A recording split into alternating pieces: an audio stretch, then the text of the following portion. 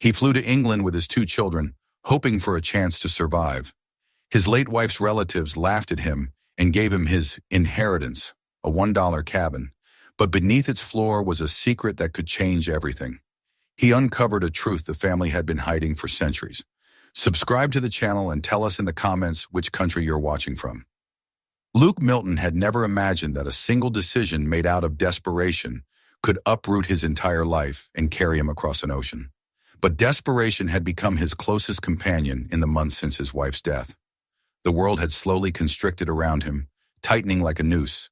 Overdue rent notices, utility bills he tried not to open, grocery receipts that made his stomach twist every time he tallied them in his head. His life felt like a balancing act above a pit he could not allow himself to fall into, not with two children depending on him for everything. Oliver was 10 years old, quiet and thoughtful beyond his age, and little Mia was barely 6 months old, still needing warmth and comfort every moment. Luke bore the weight of both their futures on his tired shoulders. He had once been a hopeful man. He and his wife, Sophia, had met while volunteering at a community center. She had been laughter and courage and light, his calm place in a chaotic world. They had built dreams together, simple ones. A little house with a garden, a family dinner table filled with warmth, a future not measured by how many hours of overtime he worked, but by the milestones of their children. Then illness came, swift and merciless. Her death had hollowed the world. Luke tried not to think of the hospital room, the beeping machines, or the moment her fingers slipped from his grip. He had promised her that he would keep going, keep their children safe. But there were nights when exhaustion pressed so hard on him that he feared he would fail her entirely.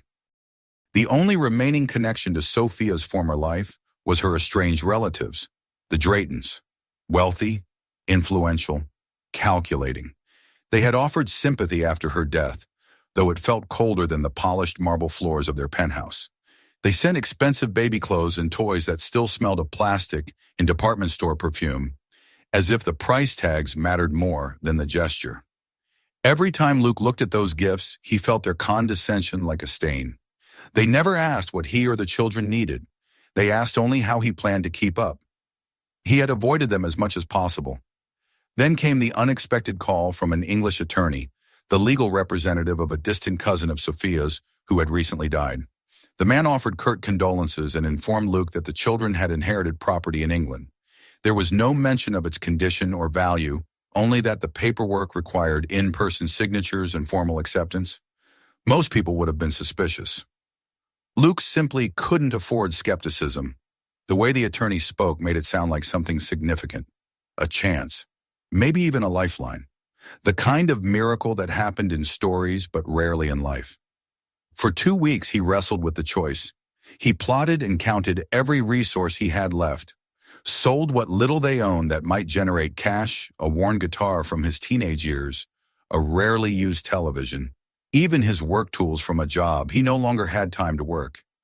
He bought the cheapest tickets he could find, endured the airport wait with a crying baby and a boy trying hard not to complain, and boarded the flight with nerves taut as wire. He told himself this was brave. This was what Sophia would have wanted. But doubt gnawed at him the entire journey. England greeted them with cool air and a drizzle that clung to their clothes like damp fingers. The landscape looked older and wilder than anything in his American hometown. Rugged hills rising in the distance, sheep-dotted pastures framed by ancient stone walls. The rental company car that was supposed to pick them up was nowhere in sight because the Draytons had insisted on personally escorting him from the airport. They arrived in 2 polished, black luxury cars that gleamed beneath the cloudy sky. Harper Drayton stepped out first, slender and impeccably dressed, her honey-colored hair wrapped in a tight chignon that seemed to stretch her smile thin and sharp. Beside her, Michael broad-shouldered, smug watched Luke wrangling stroller, baby and bags with mild amusement, as though observing a circus performance. Harper commented on their journey with faux concern, her eyes lingering on the frayed straps of their bags and the thrift store coat around Luke's shoulders. Michael's greeting had the warmth of ice. They insisted that he follow their car, and Luke did so, though every instinct told him that trusting these people had always been a mistake. The drive out of the city led them deeper into countryside, where fields stretched wide and lonely, where fog clung low to the earth and transformed everything into something spectral and uncertain. Oliver pressed his face to the car window, startled by the unfamiliar landscape. Mia whimpered now and then, exhausted and confused by the change. When the convoy finally turned onto a dirt road winding up a steep hill, Luke felt his pulse quicken. There, just barely visible through the mist, stood a dark mass on a distant promontory, a castle, unmistakable even blurred by fog. Towers and spires thrust into the sky like ancient guardians of the valley. Oliver gasped softly, enchanted by the vision, and Luke felt for a moment a spark of hope, foolish or not. But the luxury cars did not approach the castle. They slowed and stopped instead in front of a sagging cabin on the hillside. A crooked porch peeling wood and a roof patched with sheets of rusted tin greeted them. The windows were cracked, one boarded over. The place looked abandoned decades ago.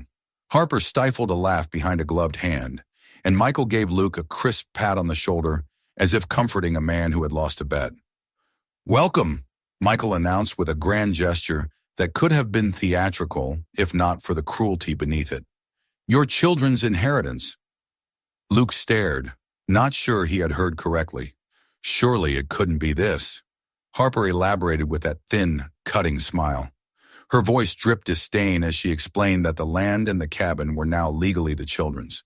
The property, unused and practically worthless, had belonged to Sophia's ancestor. Over the years, no one wanted it, nor could it be sold thanks to unresolved paperwork. A useless acquisition, she said, but at least Luke could boast of owning something. Michael threw in a joke about how the place must be worth at least a whole $1, sparking laughter from the siblings. Their mockery stung more deeply than Luke wanted to admit. He held Mia close, shielding her tiny face from the cold wind in their derision. Oliver's eyes flickered with confusion and a growing sense of humiliation, which tore at Luke far worse than any insult directed his way. The Draytons seemed satisfied with the wound they had inflicted and announced that they needed to hurry back for an evening engagement. They assured him that electricity would be connected by nightfall if the lines still worked, and left a printed list of local emergency contacts as if preparing him for disaster. The cars rolled away, engines humming arrogantly, and their taillights vanished down the slope. Silence closed in like a curtain. Luke stood motionless, child on each side, staring at the lonely cabin that was supposed to represent salvation. The sky seemed darker now, the fog thicker, and the hope that had carried him here began to slip through his fingers. But he made himself inhale, then exhale, steadying the panic that threatened to rise. He had to stay strong. There was nowhere else to go. He approached the cabin with hesitant steps. The wooden boards groaned under his weight, the rusted hinges of the door creaking loudly as he pushed it open. Dust exploded into the air, dancing in the dim light that filtered through broken windows. Inside, the single room was cluttered with remnants of abandonment. Cobwebs stretched across the rafters, bits of old wood piled in a corner, a broken chair collapsed onto the floor. But miraculously, a large stone fireplace dominated one wall, its presence almost noble against the shabbiness around it. Something about it reassured him. If there was a fireplace, there could be warmth. He set Mia's carrier gently onto a cleared patch of floor and began to explore the limited space. Oliver remained near the doorway, uncertain whether to step fully inside. Luke spoke encouraging words to him, trying to keep his own doubts buried. He found a few discarded items, a faded blanket, a broom worn nearly to the handle. It was enough to begin the smallest gesture of reclaiming the space. They worked together to clear debris to one side, Oliver trying to be helpful despite fatigue dragging at his small body. Luke located an old woodpile behind the cabin, sheltered only partially by a collapsing shed, and with some effort coaxed a small fire into existence. When the flames caught, the crackle of burning logs seemed like the first hopeful sound he had heard in weeks. The warmth spread, and the harsh chill retreated a little. As evening settled, Luke inspected the floor again and noticed what Oliver had pointed out earlier. A section of the boards looked newer than the rest. The edges were cleaner, less stained by years of neglect. He knelt and ran his hand over the wood, but he was too exhausted to make sense of anything. They needed food, sleep, a moment of peace. He would examine it properly in the daylight. After feeding Mia a jar of baby food and giving Oliver some crackers from their travel supplies, Luke spread out their sleeping bags near the fire. The crackling logs cast long shadows on the walls, making the cabin feel deeper than it truly was. The wind whistled through gaps between the boards, but the heat from the fireplace held steady. Eventually, Oliver drifted into a deep sleep, his head resting against Luke's shoulder. Mia settled after much fussing, her tiny fingers clutching the blanket close. Luke remained awake, mind overwhelmed, thoughts circling everything he had gambled. Instead of better opportunities, he had brought his children to a rotting hut in a foreign land. But he couldn't let those thoughts win. Maybe tomorrow he would find the courage to walk to the town below and ask for help. Maybe there was more to this property than met the eye. Maybe, just maybe, things would change. And then he heard it, a faint thump beneath the floorboards. Not loud, not violent, more like a footfall far in the distance, muffled through layers of earth and wood. His spine tightened, breath catching in his throat. He listened. Silence. He almost convinced himself that exhaustion was playing tricks on him when another sound followed. A second step, slow, penetrating, very real. His heart beat hard, but he forced himself not to jerk away or make noise. Oliver slept soundly, unaware of the strange disturbance beneath them. Luke's mind raced, searching for explanations. Settling wood, maybe an animal trapped under the cabin, the groan of shifting foundation. But he knew instinctively that none of those aligned with what he heard. He lay awake for hours, staring at the uneven slats of the floor, waiting for any hint of movement. Nothing more came. Eventually, the fire died to embers, but Luke did not relax. The cabin felt different now, not just neglected watchful. The mismatched boards suddenly seemed like more than sloppy repair work. Something lay beneath them, something hidden. The night stretched on, thick and uneasy. Luke clutched his children closer, uncertain whether the ominous noise was a warning or a promise. But it sparked something inside him, a seed of curiosity and fear entwined. There might be more to this wretched inheritance than the Draytons knew. There had to be more. He whispered into the silence, a vow spoken silently in his heart. He would protect Oliver and Mia, whatever it took. He would uncover the truth buried under their feet. He would make this place theirs, not a symbol of mockery, but a beginning. He closed his eyes only when the first hints of dawn colored the sky beyond the broken windows. The cabin around them creaked and sighed as if shifting in its slumber. Luke breathed in the cold air and prepared himself for the morning. Tomorrow everything would change. The morning came slowly, pale sunlight diffusing through the fog that still clung to the hills like a ghost reluctant to leave. The fire had long since died, leaving only a faint warmth trapped in the old stones of the hearth. Luke awakened stiff and sore from the hard floor, his back protesting every movement. He sat up carefully, ensuring Mia remained nestled in her carrier where she had slept, and checked that Oliver was still bundled warmly in the sleeping bag. For a moment, as he watched his son breathe peacefully, Luke allowed himself to imagine that everything was normal, that they were on a small adventure, rather than stranded in a crumbling cabin thousands of miles from home. But memory was quick to return. The mocking voices of the Draytons, the rotting walls around him, the sharp sting of the cold English air, and most unsettlingly, the echo of footsteps beneath the floor had all carved themselves deep into his consciousness. And now, in the light of day, the curiosity that had simmered in the back of his mind through the restless night demanded answers. He stood, rubbed his eyes, and moved toward the mismatched boards. In the firelight last night, the irregularity of the wood had seemed suspicious. Now in daylight, it practically screamed for attention. The boards were too clean compared to the rest, newer, and Luke suspected they had been deliberately placed to conceal something. He took a deep breath, bracing himself. Answers could bring relief or danger, but ignorance, he knew, was worse. He rummaged through the shed behind the cabin again, this time searching purposefully for anything he could use as a pry tool. Among rusted saw blades, broken buckets, and collapsed shelves, he found a crowbar, old but sturdy enough. Oliver appeared in the doorway, hair tousled and expression curious. He held Mia in his arms as best as he could manage. protecting her tiny head from bumping against the doorframe. Luke smiled at them, though his heart pounded with uncertainty. He ushered Oliver and Mia out to the porch, just in case there was dust or debris. The air outside was crisp and smelled faintly of grass and distant rain. Then Luke returned to the boards, adrenaline sharpening his focus. The crowbar wedged between the planks with a grunt of effort. Wood resisted him, groaning as if it too feared what lay beneath, then split upward with a sharp crack. Luke flinched but continued, one board, then another. As the hole widened, darkness yawned beneath him, a void that swallowed the weak morning light whole. He leaned closer, shining the flashlight Oliver had found in their bag. What the beam revealed took his breath. A staircase. Not a dirt crawl space. Not rotted remains of a forgotten cellar, but a staircase descending into ancient stone, wide enough for two people to walk side by side. The walls were carved with precision, and each step had been shaped meticulously, their edges worn by time. This was no simple addition built under a cabin. This was a structure older than the wood above it by centuries. A shock of fear mingled with awe. It felt unreal, impossible, but it was here, hidden beneath Sophia's family's forgotten land, waiting patiently for rediscovery.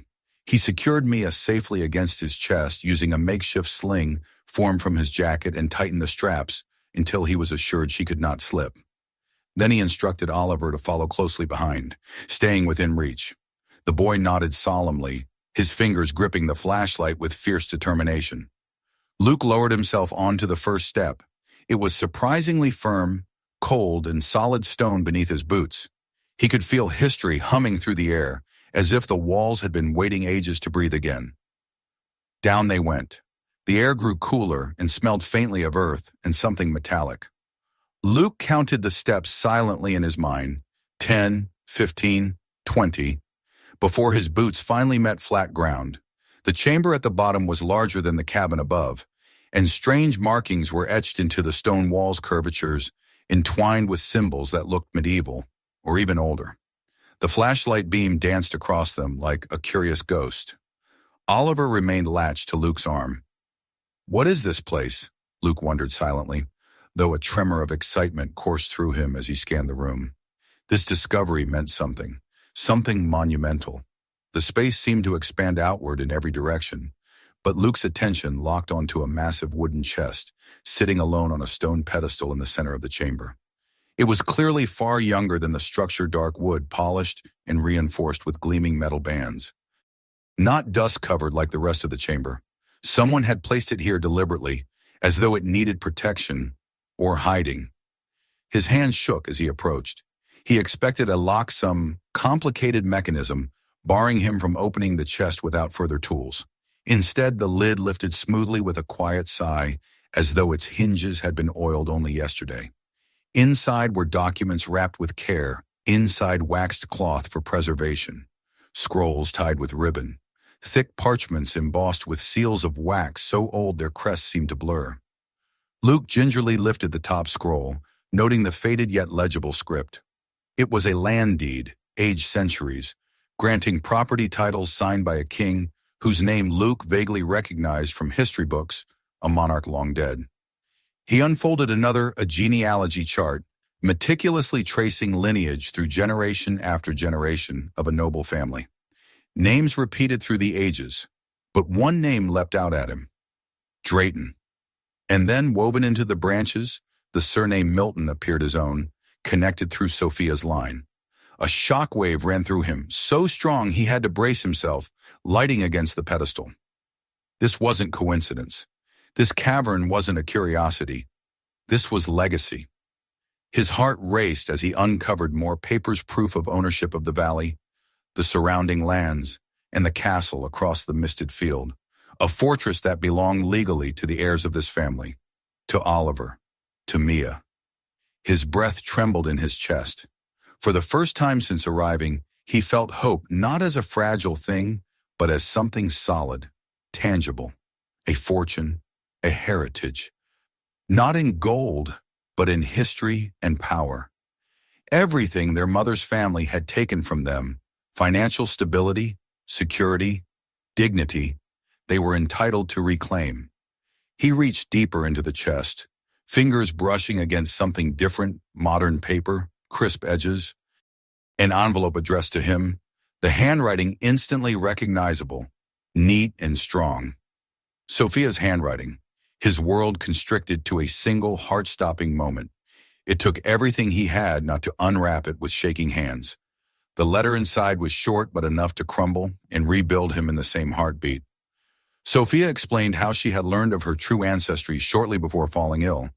Her cousin, the property's previous owner, had written to her in secret, urging her to someday seek the inheritance destined for their children. She apologized for not being able to protect them longer, for leaving him with burdens she never wished upon him, and she begged him not to trust her siblings. They were greedy and ruthless, and they would destroy anything in the pursuit of wealth and power. Finally, she wrote, "This castle is our children's future. Don't let them take it away. Follow the path beneath your feet."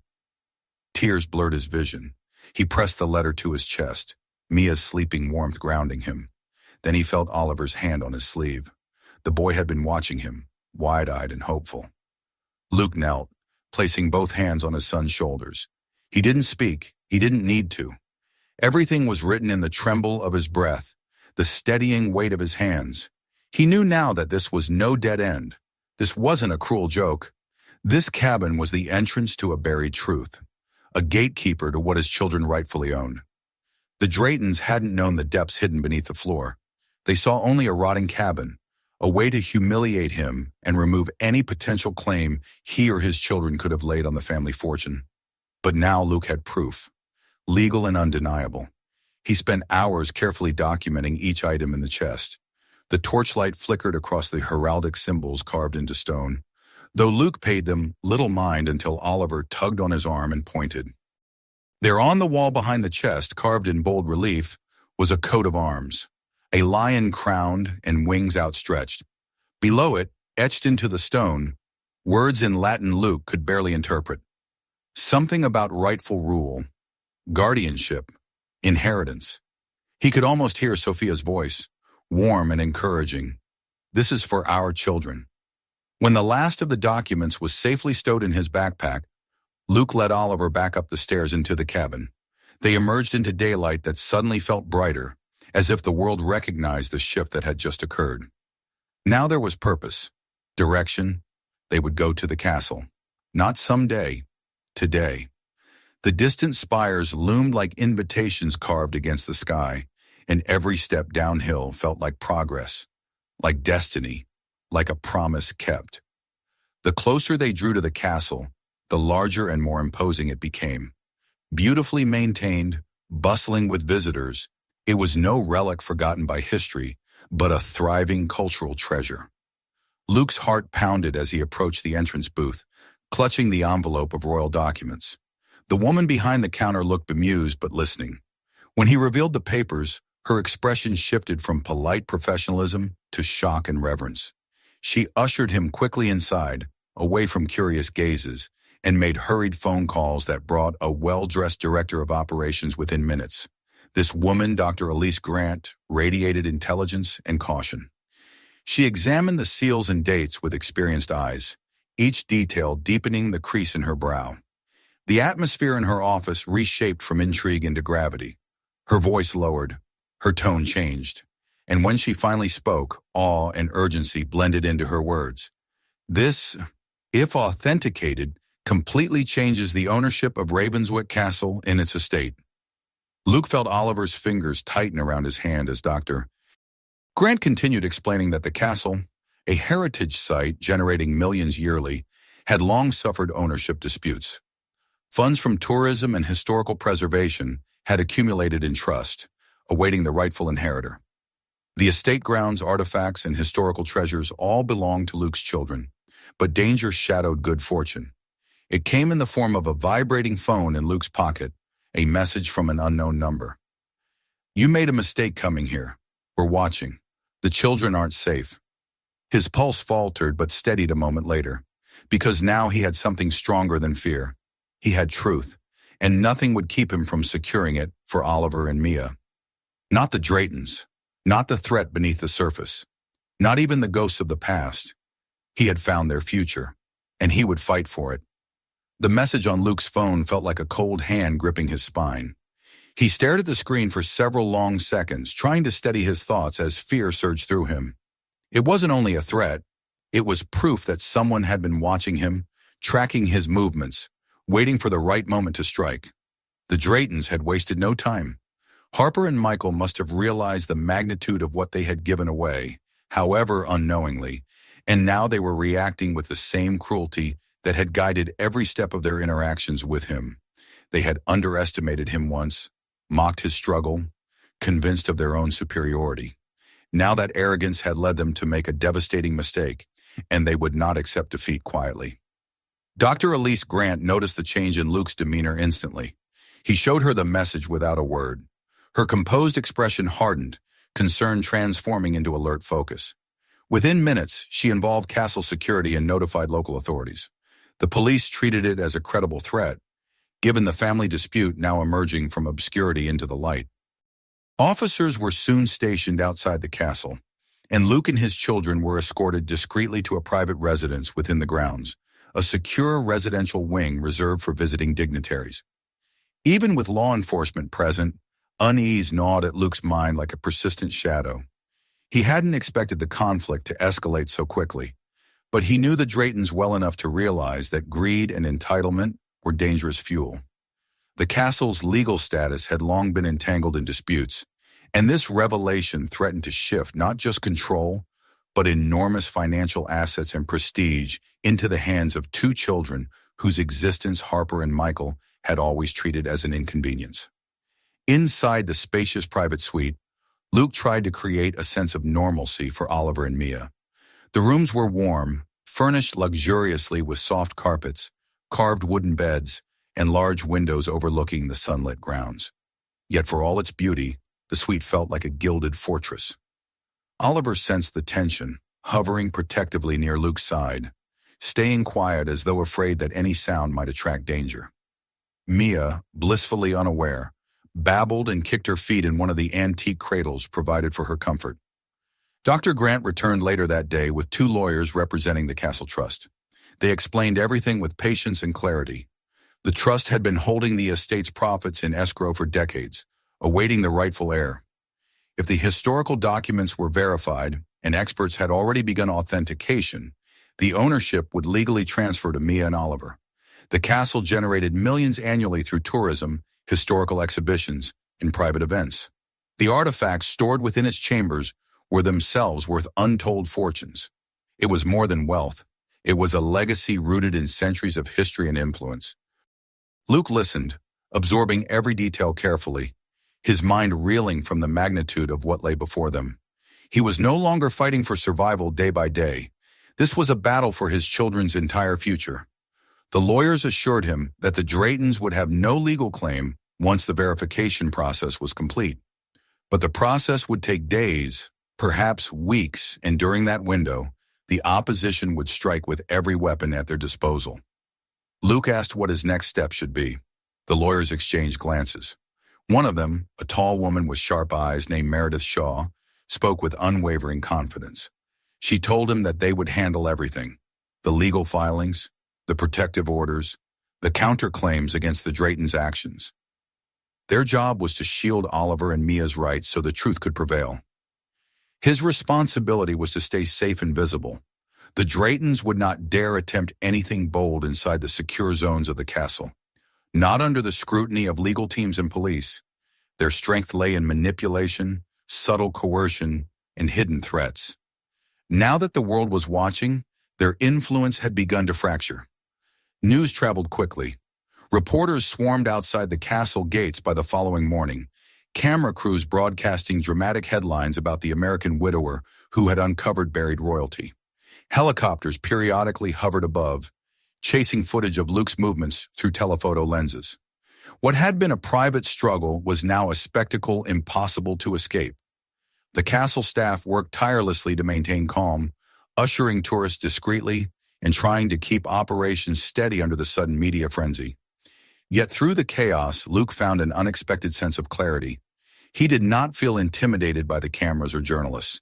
Instead, he recognized something powerful: The visibility made the Draytons cautious.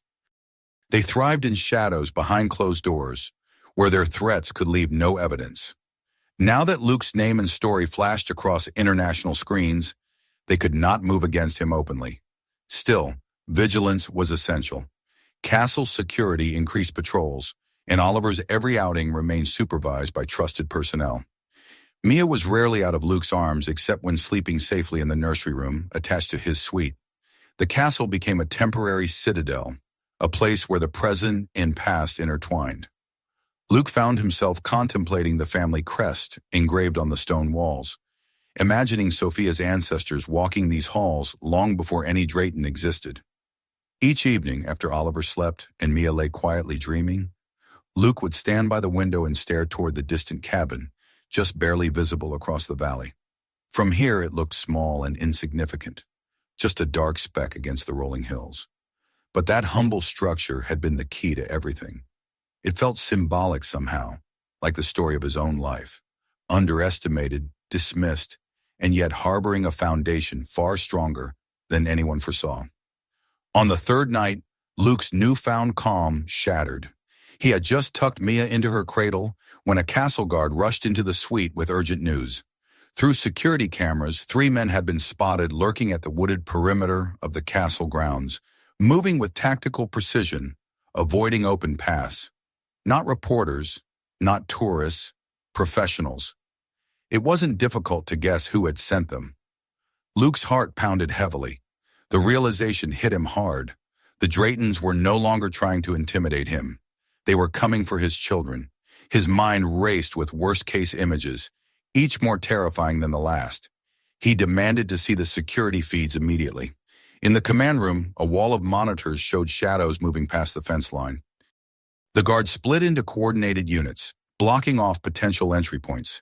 The intruders slipped into a narrow passage leading toward a side entrance seldom used except by staff. They must have researched layouts, operations, vulnerabilities. Someone had been feeding them inside information, or they had been planning this long before Luke ever arrived. But the castle was prepared. Security had sealed every access corridor and activated reinforced steel gates designed for situations exactly like this. Rare but not impossible for a property of such high historical value. The guards moved swiftly, surrounding the men as lights flooded the passage. The confrontation ended quickly. 2 were apprehended. A third tried to flee but was caught near the stables. When searched, they carried no identifying documents, but their comms equipment and encrypted phones revealed coordination organized, deliberate, criminal. Luke watched in sickened awe. This had not been a scare tactic. This had been an abduction attempt. Meredith, who had been awake and assisting the night security crew, placed a supportive hand on Luke's arm. It was firm, grounding him. She assured him that this would not go unpunished. This attempt would strengthen their case exponentially, proof the Draytons were willing to commit crimes to seize control. Police arrived quickly, transporting the intruders to a secure interrogation facility. Luke returned to the suite, shaken but resolved. The next day, the Draytons themselves arrived in a fleet of black vehicles, surrounded by lawyers, public relations consultants, and armed security of their own. They marched into a reserved conference chamber within the castle, less a negotiation and more a confrontation. Luke did not attend. He chose instead to stay with his children, proving where his priorities lay. But he heard later from Meredith that the meeting had ended in humiliation for Harper and Michael. They attempted to challenge the validity of the documents. When confronted with evidence from verified genealogical records, they argued that Luke was unfit to care for the children. They sneered, implying his poverty demonstrated incompetence. Meredith countered with documentation of the Draytons' attempt to kidnap Oliver and Mia. The moment that evidence surfaced, their legal footing crumbled. Their lawyers insisted on ending the meeting, dragging them away while castle security observed the departure with thinly masked contempt. Yet the bitterest blow came when the investigators working with Interpol presented additional findings: fraudulent transfers, predatory contracts signed with elderly relatives, property theft hidden through offshore accounts. So it wasn't only greed directed toward Luke and the children. The Draytons had lived their lives feeding like carrion birds off the fragile and unsuspecting, which meant the castle inheritance was only the latest target of their corruption. Luke felt anger rising within him, not sharp and chaotic, but steady, righteous, justified.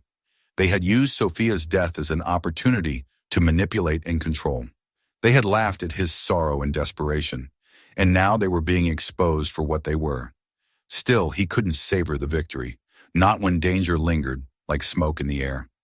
During a quiet moment in the castle library, Oliver asked Luke a question that made his heart ache with both pride and sorrow.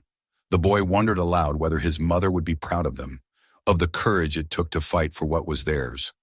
Luke embraced him tightly, telling him that Sophia loved him beyond measure, and that her strength lived on in him.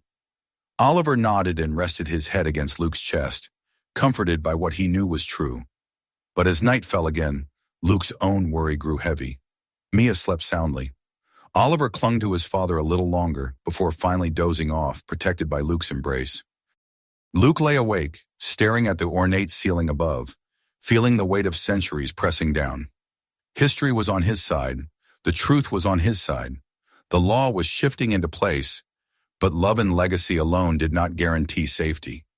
It was only a matter of time before the next blow landed. The Draytons had too much to lose to simply abandon their fight. Their desperation would only grow darker, more reckless. This wasn't over, but Luke was no longer the man who arrived in England terrified and uncertain, clinging to scraps of hope. He was a father who had walked into the dark beneath the cabin and emerged with the truth in his hands. He was a guardian of a legacy now. He had made it this far, and he would continue forward. For Oliver, for Mia, for Sophia's memory. He gazed once more through the window toward the distant valley, where the cabin rested quietly beneath the moonlight. That place had once felt like a cruel reminder of his failures. Now he understood it for what it was. The doorway that had brought him home to the past that rightfully belonged to his children. Luke laid his hand on Mia's blanket and whispered a promise into the darkness. I will protect you. I will protect both of you. And I will not let anyone take this future away from us. Outside, the castle stood strong, unshaken, and timeless. Inside, a father who had been pushed to the brink now stood with steel in his heart. The war for the legacy had begun, and Luke Milton would not lose. The following days unfolded like the closing acts of a drama that had been centuries in the making. Where once Luke had felt alone, cornered by fear, mocked by those who should have offered support. Now he stood at the center of a story the entire nation seemed fixated on. International news outlets filed reports daily, drone footage of the castle aired on television screens around the world, and journalists speculated about the unfolding legal battle. But within the thick stone walls of Ravenswick Castle, life remained focused on one thing above all else: protecting Oliver and Mia, ensuring the truth prevailed, and securing the legacy that Sophia's ancestors had once ruled with dignity and purpose. Verification from multiple historical and legal experts came swiftly.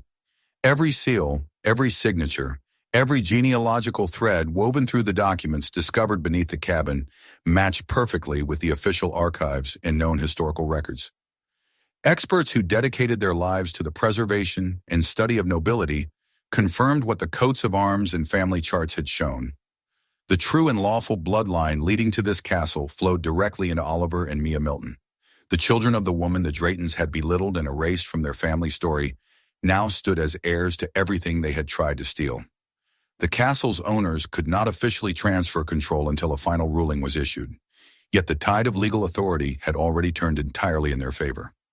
Meredith Shaw filed injunction after injunction, expertly cutting off the Draytons from every avenue of influence they once flaunted. Their accounts were frozen, their private offices raided, and every hint of wrongdoing uncovered beneath years of wealth-fueled concealment was dragged into the light. Investigators from both the United States and the United Kingdom demanded interviews and documents. Former employees of the Draytons came forward, emboldened by the legal pressure, revealing their long-standing abuses and manipulations. One by one, every defense the Draytons attempted crumbled beneath the truth. Harper and Michael's anger turned vicious. They accused Luke of deceit, of forging documents with professional assistance, of exploiting Sophia's death for profit. They claimed he was mentally unstable, that his poverty made him unfit, that his children deserved a better guardian. They petitioned English courts for emergency custody of Oliver and Mia, citing baseless claims about Luke's care. But every move they made landed like a stone in quicksand, dragging them deeper into disgrace. Their hypocrisy became undeniable the moment security camera footage and intercepted messages from the kidnapping attempt were presented as evidence. The courtroom hearing that would determine the final outcome arrived sooner than expected. The castle's legal team insisted that Luke attend not to speak, but to serve as a symbol of the rightful future owner. He wore the best clothes he had, tailored by castle staff who quietly worked to prepare him for this moment. Oliver held his father's hand, looking solemn yet proud, while Mia's soft cooing brought a faint smile to those who caught sight of her, an innocent heart at the center of a storm. Inside the courtroom, the atmosphere was grave. Journalists filled the benches. Local villagers, who had grown protective of Luke and his children, watched intently, whispering support. Across the aisle sat Harper and Michael Pale, shaken shadows of the people who once believed themselves untouchable. Their eyes darted toward Luke with hatred sharpened by fear. The judge spoke with stern clarity as he delivered the ruling. The claims against Luke's guardianship were dismissed immediately for lack of evidence and clear malicious intent. The countless documents proving Oliver and Mia's rightful inheritance were accepted without challenge. Harper and Michael Drayton were found guilty of conspiracy, fraud, and attempted kidnapping, and were remanded into custody pending sentencing. All assets wrongfully acquired from others in the family were ordered to be returned and used to make restitution to their victims. The courtroom erupted in murmurs of satisfaction and relief as the gavel fell. Luke did not cheer, he did not gloat. He simply breathed deeply, finally free from the weight he had carried far too long. Oliver hugged him fiercely, and Luke held on, swallowing back emotion as the boy whispered that they had won. They had done it for Mom. Police escorted Harper and Michael away in handcuffs. They kept their heads down, no longer the powerful figures who once looked at Luke with laughter in their eyes. Their empire had collapsed, their influence shattered against the unyielding truth buried beneath the cabin they had mocked. That evening, Luke returned to Ravenswick Castle with his children. The staff greeted them with respect, not out of obligation to newfound authority, but out of genuine gratitude for the future the Miltons now represented. As they walked up the grand staircase, the portraits of ancient ancestors lining the walls seemed to watch them, approving the restoration of the rightful lineage. Luke wondered if Sophia could see it too, if she knew what her love and courage had safeguarded for their children. Meredith Shaw continued to support Luke through the final stages of the legal transition. With her guidance, Luke agreed to place the castle's finances into a new trust, one designed specifically to safeguard the property for community benefit, academic research, and historical preservation. He understood intuitively that this inheritance was not merely wealth, it was responsibility. Mia and Oliver would one day choose their own roles in its stewardship, but today Luke would protect what they had been given. Authorities soon uncovered further incriminating evidence against the men who had attempted to abduct Oliver and Mia. They were tied directly to Harper and Michael's private security network. Their crimes extended beyond this attempt, revealing a history of coercion and intimidation deployed to maintain the Draytons' power. Every revelation further ensured that the Draytons' fate was sealed. Weeks passed, and slowly the frenzy surrounding the castle calmed. Journalists found newer stories to chase, and life in the village returned to something close to ordinary, albeit with a greater reverence for the young heirs across the valley. Luke, now a figure of local respect, volunteered at village events, not because protocol demanded it, but because humble gratitude guided him. He was determined that his children grow up understanding both privilege and compassion. The castle, once a distant dream, gradually transformed into a home, warm, bustling, and full of the promise of the future. Oliver resumed his studies, fascinated now by mathematics and architecture, spending afternoons sketching new uses for castle rooms no longer employed. Mia learned to walk on floors where knights had once marched and queens had once danced. She laughed as she toddled across ancient rugs, chasing sunlight through towering arched windows. Luke never forgot the cabin. Instead, he restored it, carefully, respectfully, to serve as a permanent museum and reminder of their journey. Interpretive displays now showed visitors how a dilapidated structure had once guarded the keys to a kingdom. The hidden chamber remained exactly as Luke found it, preserved beneath glass partitions, its stone walls softly illuminated so that every visitor could witness the turning point of the Milton family fate. One quiet evening, after the castle had fallen into peaceful silence, Luke carried Mia to her crib and tucked Oliver into his bed in the restored family wing. He lingered in the hallway, studying the ornate symbols carved into the stone around them. Then he stepped outside onto one of the castle's terraces, where the view stretched endlessly across the valley and up to the lone cabin silhouetted against the starlit sky. The air was cool and fragrant with the scent of night-blooming flowers. Luke folded his arms, letting the peace of the moment settle into him.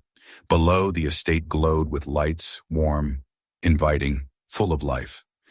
A far cry from how he had arrived here, exhausted, frightened, with barely enough hope left to breathe. He thought of Sophia then, not with the wrenching grief that once threatened to destroy him, but with a gentle ache filled with gratitude. Everything she had loved, everything she had believed in, now had a future bright and secure. He whispered into the quiet night, speaking to her memory. He told her that Oliver was growing kinder, stronger, and braver every day. He told her that Mia was already curious, stubborn, and full of laughter. He told her that they were safe, protected by walls stronger than any hardship life would ever dare throw their way again.